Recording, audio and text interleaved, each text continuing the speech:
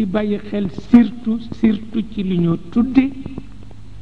ñoo tudde ak démocratie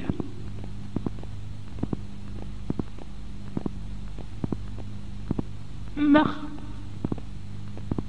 dafa di njëriñ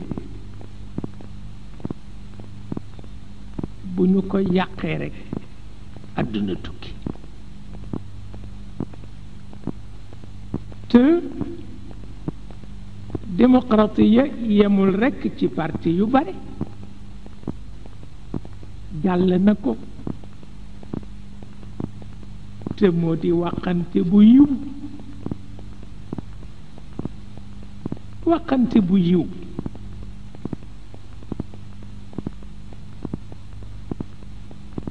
bu génnee ci démocratie kenn dootu ko mën a dégg bu dee saagante rekk kay anarchie la ah fawda dafa dal di dikk foofu bu ñu fi topp français yi mukk nañ fa topp anglais yi moo gën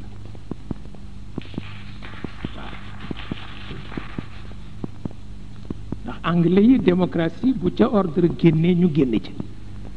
français yi démocratie bu ca anarchie duggul du leen neex moo tax la ca tugal kenn bëggatu ko mag ñu daje rekk nekk ci assemblée fu ne di saagante maama ki ndey doxul kooku doxul nag kenn du ko roy baaxul waaw kooku doxul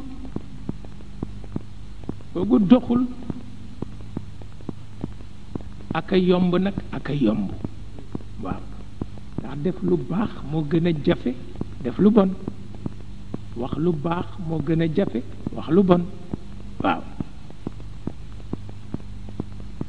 wataal la fa xew léegi an koy waxanteeg sama mbokk bu fa ne ci ñoom la bokk tubaab la comme ñoom waaye dafay sama wëllëre lu ne la ñuy waxante wallaay ndeysaan tax naa mu góorgóorlu ba dootuma bind lettre tubaab lettre arab la may bind te maa ko ci xiir ba mu jàng ko ba mën na ko ci diggante bi waat naa ceel ni doomu soxna bu mu jàpp sax dootoo xam foo jëm waaw ñu di ca waxtaan nag maag moom mu ni ma kenn mënu ci dara mu ni ma général de Gaulle nee na bañ ko ne mënuloo gouverner français yi mun leen xeet woo xam ni ñeenti téeméer ak nangami fromage yu bokk la nga fa kenn mën leen a gouverner kenn lu ëpp ñeenti téeméeri fromage ñu seen bakkan wuute àgg foofu te fromage ñaar rekk doy na ci àdduna ngeen fexe ba mu mat ñeenti téeméeri xeeti fromage moo tax mënuma leen gouverner waaw mu ni ma moo tax nuy kenn warul noo roy mu ni ma gis nga séq gii ñu def suñu emblème séq mu ni ma noog moom benn la wallaay mu ni ma xam nga séq dafa ñàkk secret ba bu jotee ak jabar ji sax génn ca mbedd ma bëgg ñëpp xam ko mu tàllal baat beeg yëpp ni gis naa soxna si